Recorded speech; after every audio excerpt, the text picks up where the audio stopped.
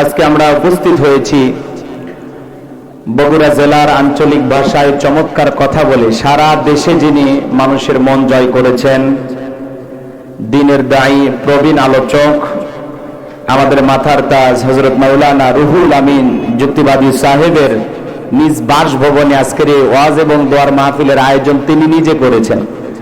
অনেকে বলে শুধু বক্তারা খায়, বক্তাদের বাড়িতে দোয়া হয় না, ওয়াজ হয় না, তারা মানুষকে খাওয়ায় না। কি বাস্তব প্রমাণ পাইছেন? হুজুরে এখন খাওয়ায় না, কি বলেন? হ্যাঁ, তো যিনি আয়োজন করেছেন আপনারা সবাই জানেন, এই গ্রামে তার বসবাস, সারা দেশের মানুষ তাকে চেনে। তো এমন একজন আলোচক, সবাই তাকে মহাব্বত করেন, ভালোবাসেন। তার মহাব্বতের কারণে কিন্তু আমরা আসছি। বক্তার বাড়িতে আসার উদ্দেশ্য কি?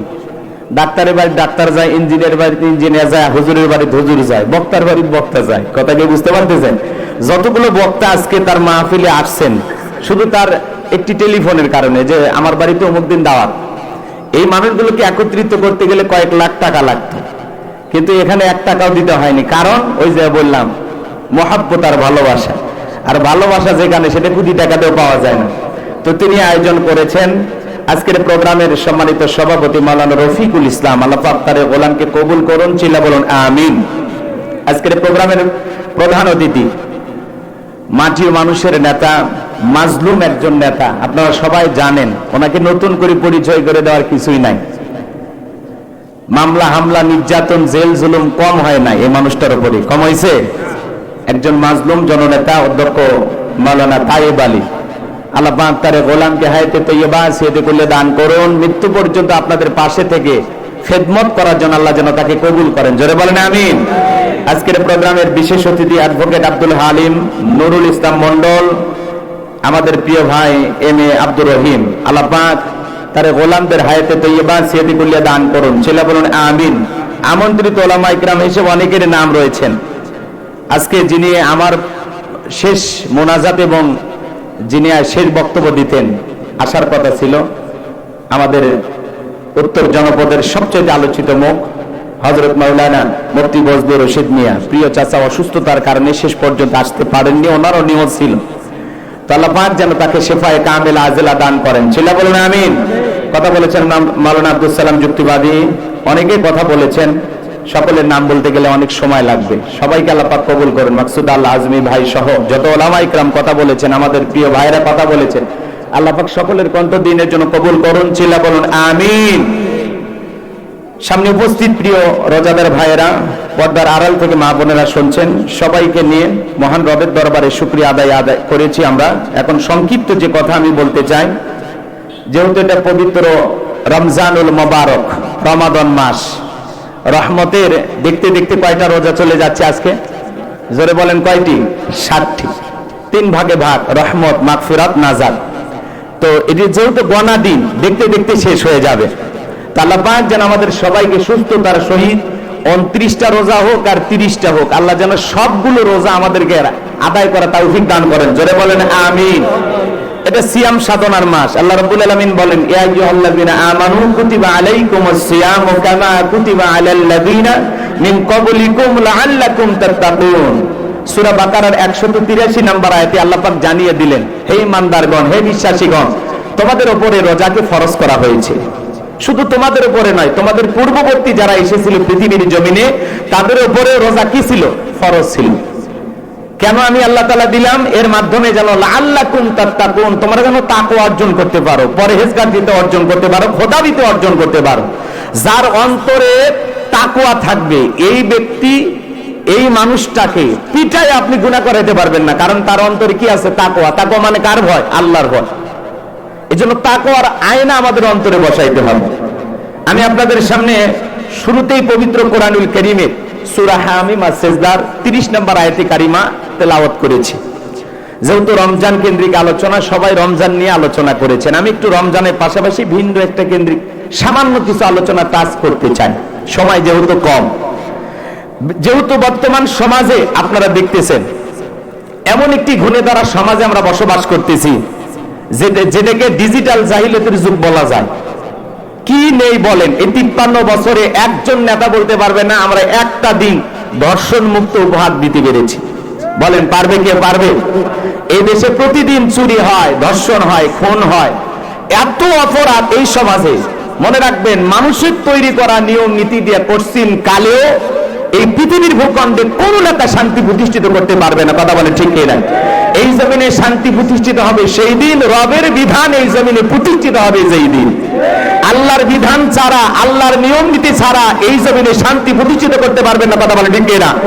মাগুরার দিকে তাকায় দেখেন, মাত্র তৃতীয় শ্রেণীতে পড়া একজন বোন, কতই বা বয়স হবে, 7-8 বছর বয়স হয় নাই, বোনের বাড়িতে বেড়াইতে গিয়ে তার শ্বশুরের দ্বারা, অর্থাৎ বোনের শ্বশুর, মেয়েটার তাওই হয় বাবার মতো এমন একজন মানুষের দ্বারা মেয়েটা ধর্ষণের শিকার হয়েছে। বাংলাদেশে এমনও হয়েছে 5 বছরের শিশুর লজ্জাস্থান বেলেট দিয়ে চিরে ধর্ষণ করা হয়েছে। কথা বলে ঠিক এরা, এমন জঘন্য অপরাধ এই সমাজে ঘটতেছে। মনে রাখবেন, এই সমাজে ধর্ষণ বন্ধ হবে সেই দিন, জিনা বন্ধ হবে সেই দিন, আল্লাহর কোরআনের বিধান মোতাবেক, আল্লাহর আইন অনুযায়ী একজন ধর্ষক জিনাকারী নারী পুরুষের বিচার করবেন যেই দিন, সেই দিনই এই দেশে ধর্ষণ বন্ধ হবে। কথা বলে ঠিক এরা।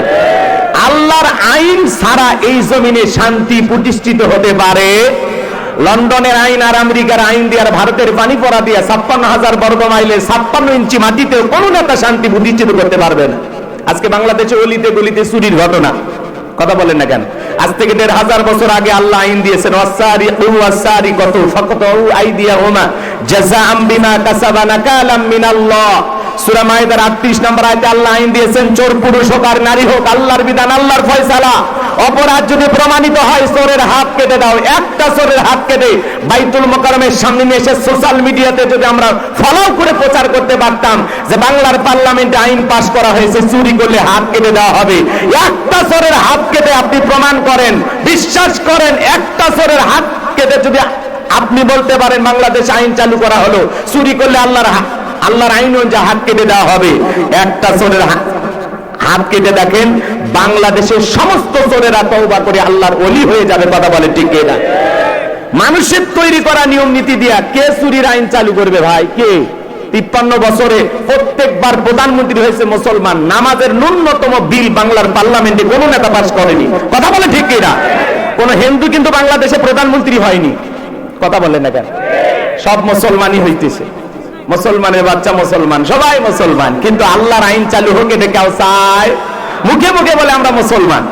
এই জন্য আল্লাহ রাব্বুল আলামিন পবিত্র কোরআনুল কারীমের ভিতরে সুন্দর করে আমার আল্লাহ পাক জানিয়ে দিলেন, ইন্নাল্লাযীনা ক্বালু রাব্বুনাল্লাহু সুম্মাস্তাকামু তাতানাজ্জালু আলাইহিমুল মালাইকাতু আল্লা তাখাফু ওয়ালা তাহজানু ওয়া আবশিরু বিল জান্নাতিল্লাতী কুনতুম তুআদুন।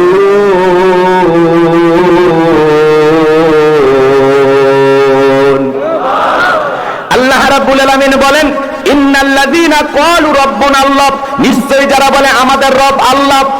ও বগুড়ার মুসলমান, ডান হাতটা তুলে আসমানের দিকে শাহাদাত আঙ্গুলে দ্বারা ইশারা করে চিৎকার মেরে বলেন, তোমাদের রব কে? আরেকটু জোরে ডাক দেন, কে? আরেকটু জোরে বলেন, আল্লাহ। রুহের জগতে আল্লাহ রাব্বুল আলামিন আপনাকে আমাকে প্রশ্ন করেছিলেন, আলাস্তু বিরাব্বিকুম, আমি কি তোমাদের রব নই? আমরা সেদিন সবাই জবাব দিয়ে বলেছিলাম, ক্বালু বালা, অবশ্যই আপনি আমাদের রব। আল্লাহু আকবার বলেন। এইজন্য আল্লাহ রাব্বুল আলামিন বলেন, ইন্নাল্লাযীনা ক্বালু রাব্বুনাল্লাহ, নিশ্চয়ই যারা বলে আমাদের রব আল্লাহ, সুম্মাস্তাকামু, এই কথার উপরে যারা ইস্তেকামাত অবিচল অটল থাকে, তাতানাজ্জালু আলাইহিমুল মালাইকা, আল্লাহ তাআলা বলেন আসমান থেকে তাদের উপরে ফেরেশতা নাজিল হয়। ফেরেশতা নাজিল হয় 3 সময়। ফেরেশতা এসে বলে, আল্লাহ তাখাফু, ভয় পেও না, ওয়ালা তাহজানু, চিন্তা করো না, ওয়া আবশিরু বিল জান্নাতিল্লাতী কুনতুম তুআদুন, তোমাদেরকে যে জান্নাতের প্রতিশ্রুতি দেওয়া হয়েছে, যে জান্নাতের ওয়াদা দেওয়া হয়েছে, সেই জান্নাত পেয়ে তোমরা আনন্দিত হও। চিৎকার মেরে বলুন সুবহানাল্লাহ। সেই জান্নাতকে তোমরা গ্রহণ করো। এদিকে খেয়াল করেন সম্মানিত ভাইয়েরা আমার, আজকে এই সমাজে যদি আমরা সবাই বলি আমাদের রব কে, একটু জোরে বলেন কে? ইন্নাল্লাযীনা ক্বালু রাব্বুনা আল্লাহ, নিশ্চয় যারা বলে আমাদের রব আল্লাহ, এই কথার উপরে যারা ইস্তেকামাত অবিচল অটল থাকবে, সুম্মাস্তাকাম, জি সুম্মাস্তাকাম, এই কথার উপরে যারা ইস্তেকামাত থাকবে, অবিচল অটল থাকবে। আপনাদের এলাকায় রাস্তাঘাটে গাছ নাই? ঘূর্ণিঝড় যখন আসে, আইলা, নার্গিস, হুদু, ফনি, ফনি, মির্জাও, মিতিলি, এই ঘূর্ণিঝড়ে দেখবেন রাস্তার গাছ গাছালি গুলো ভেঙে যায়, আবার কিছু গাছ মজবুত ভাবে শিকড় নিয়ে দাঁড়িয়ে থাকে। এর নামই হলো সুম্মাস্তাকাম, ইস্তেকামাত থাকা। আপনি যখন বলবেন আল্লাহ আমার রব, এই কথার উপরে টিকে থাকতে হলে আপনার উপরে মামলা আসবে, হামলা আসবে, নির্যাতন আসবে, আপনাকে দেশ ছাড়া করবে, ঘর ছাড়া করবে, বাড়ি ছাড়া করবে, হাজারো নির্যাতন জুলুম সহ্য করে আপনাকে বলতে হবে আল্লাহ আমার রব। এই কথার উপরে টিকে থাকতে হলে হাসতে হাসতে মুসলমান ফাঁসির দড়িতে ঝুলবে, কোন জালেমের কাছে মাথা নত করবে না, করবে না। কথা বলে দিতে, এর নাম হলো মুসলমান, এর নাম হলো রবের গোলাম। আল্লামা সাইদি ইচ্ছা করলে যদি আপোষ করতেন, কি জেলখানা থেকে বেরোতে পারতো না? হেলিকপ্টারতে মাহফিল করতে পারতো না? কথা কর না কে? যদি একবার বলতো আমি আপনাদের সাথে আছি, তালে তাল মিলাইতাম। এরকম সুবিধাবাদ জিন্দাবাদ হলে হবে না, মুনাফিক মার্কা মুসলমান হলে হবে না। কি সুন্দর আপনি সিয়াম পালন করতেছেন, মাশাআল্লাহ, রোজাদার, মানুষের সাথে ঝগড়া করেন না, মিথ্যা কথা বলেন না, আলহামদুলিল্লাহ, কি চমৎকার আপনি একজন রোজাদার, দেখেই ভালো লাগে। তো রোজাটা ফরজ, নামাজটা ফরজ, এই জমিনে দিন কায়েম করতে হবে, এটা তো নফল নাকি বলেন? এটা কি? এটা কি? তাহলে এই জমিনে দিন কায়েম হোক, কারা কারা চান? দুই হাত তুলে দেখান। লিল্লাহি তাকবীর। আলা লাহুল খালকু ওয়াল আমর, সৃষ্টি যার, আইন চলবে সে আল্লাহর। আল্লাহর বিধানে শান্তি, আল্লাহর বিধানে মুক্তি। আল্লাহর বিধান ছাড়া এই সমাজে শান্তি প্রতিষ্ঠিত করা যাবে না। কথা বলেন ঠিক কিনা? এই সিয়াম সাধনার মাসে আমরা যেহেতু তাকওয়া অর্জন করব, রমজান মাস আমাদেরকে পরিবর্তন করাইতে আসছেন। এই মাসে হঠাৎ করে কিছু মানুষ নামাজি হয়ে যায়, একটু দাড়ি রাখে, এদেরকে দেখে ঠাট্টা বিদ্রুপ করবেন না, হাসি তামাশা করবেন না। কথা কি বুঝতে পারতেছেন? যেহেতু রমজান এসেছেন আমাদেরকে পরিবর্তন করাইতে, এই রমজান মাস এসেছেন আমাদের গুনাহগুলো মাফ করায় দিতে। আমরা যেন এই রমজান মাসে আল্লাহ তাআলার বিধান মোতাবেক সুন্দরভাবে সিয়ামগুলো পালন করতে পারি। যেভাবে রোজা রাখলে আল্লাহ তাআলা খুশি হবেন, সেইভাবে যেন আমরা রোজাগুলো রাখতে পারি। আল্লাহ তৌফিক দান করেন। আমাদের তারাবি, সিহারি, ইফতারিগুলো আল্লাহ কবুল করেন, জোরে বলেন আমিন। আমাদের সিয়ামুল লাইল, কিয়ামুল লাইল যেন ঠিক থাকে, আল্লাহ যেন তৌফিক দান করেন, জোরে বলেন আমিন। আমাদের প্রিয় মাওলানা রুহুল আমিন যুক্তিবাদী সাহেব যে চমৎকার আয়োজন করেছেন, সময় স্বল্পতা, কথা অনেক বলতে চাই, কথা কি বোঝেন নাই? কিন্তু ইফতার করতে হবে আমাদের, তাই না?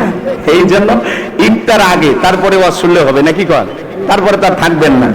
তো যাই হোক, যতটুকু আলোচনা হয়েছে, আল্লাহ যেন আমাদের বক্তা শ্রোতা সবাইকে আমল করা তৌফিক দান করেন, জোরে বলুন আমিন। দিন কায়েমের জন্য আল্লাহ যেন আমাদের কাজ করা তৌফিক দান করেন। আমাদের জানমাল সব কিনে নিয়েছেন আল্লাহ তাআলা। হুজুর আয়াত দিয়ে দলিল দেওয়াজ করলো না, সূরা তাওবার 111 নম্বর আয়াত। তাহলে আল্লাহ যদি জানমাল কিনে নেয়, তাহলে আপনার আমার আছে কি? এর বিনিময়ে তো জান্নাত পাবো। আল্লাহ যেন কবুল করেন, জোরে বলুন আমিন। ওয়া আখিরি দাওয়ানা আনিল হামদুলিল্লাহি রাব্বিল আলামিন।